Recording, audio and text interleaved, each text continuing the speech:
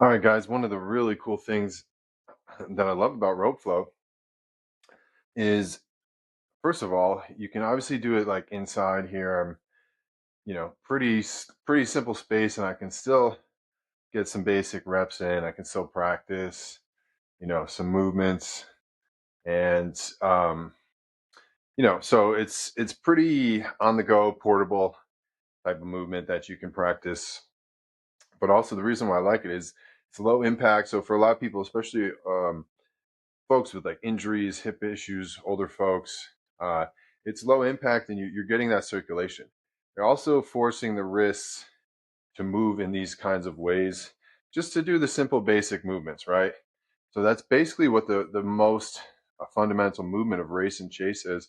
Okay, we're also actually moving the arms a little bit, but even just this basic motion, okay, for one, something a lot of people don't do as much, right, is that rotational inward, um, outward movement, internal external rotation, not only of the forearm and the wrist, but the shoulders as well, and also just that's going to add more circulation to the arms and to just get the circulation going overall, right? There's one thing we're looking at that we're dealing with modern life. It's just lack of circulation. So if there's one thing that we need to just jumpstart, get people going on, it's that, right? So rope flow, it's a perfect bridge. Just about anybody can do it again, and we can just start with a simple overhand, right? Okay, you can reverse directions and you can start to go underhand, okay?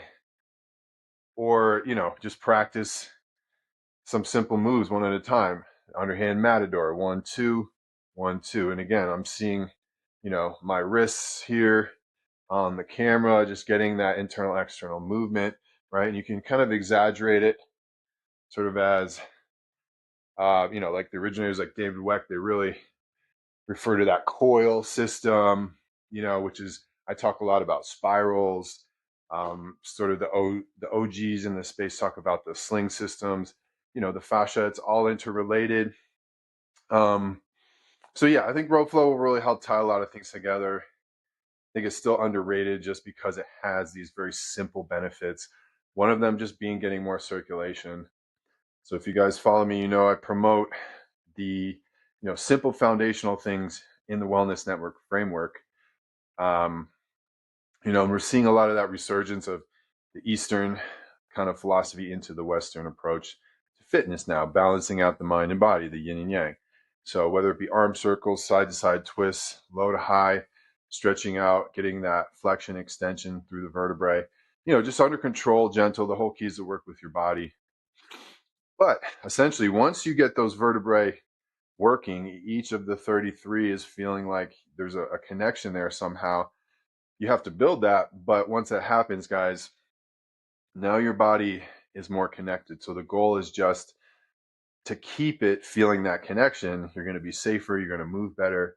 You're going to fix your posture. So this is essentially where the future of fitness is going, is bringing the body back into alignment by using the natural systems and the natural tensegrity of the body. And some things I talk about often are how you can, even after like you eat a meal, you can work with your digestion. That's kind of like an ancient, um, Eastern practice, and you can kind of massage to help the digestion process. But you can also do this with your fascia. You can really kind of work with your body. I know it sounds weird, but it's similar to like the tapping and the cupping forms of stimulation to get that circulation, to get that blood flow. But also when you think about gua sha and scraping, I don't know if I have one right here for you guys to show you, but I will be going over some of that as well. But yeah, I don't have one right in front of me. But I do have a few of those tools, and I want to make sure to link you guys with some more of those resources as well. We're building a lot of stuff here, guys, taking it step by step, overcoming the hurdles, all the stumbling blocks, the roadblocks. So yeah, stay tuned. Again, just some simple things about rope flow that I love. It's that basic race and chase. So you're getting these internal, external movements, rotations, especially in the upper body where we get so tight and tense, we get so rounded. So again, if you're rounded, your body has to naturally start to loosen up and get more mobile in those areas. Even several years ago, I was not able to, some people call it kind of like muscle isolation, and, just being aware. It's awareness, and it also connects to the spine. If your spine is locked up, the corresponding segments of your body are going to be locked up. Those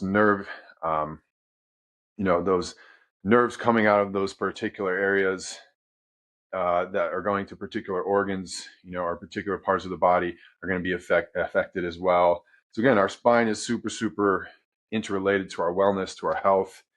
Thanks guys for tuning in. We'll see you next time. Make sure you hit that subscribe.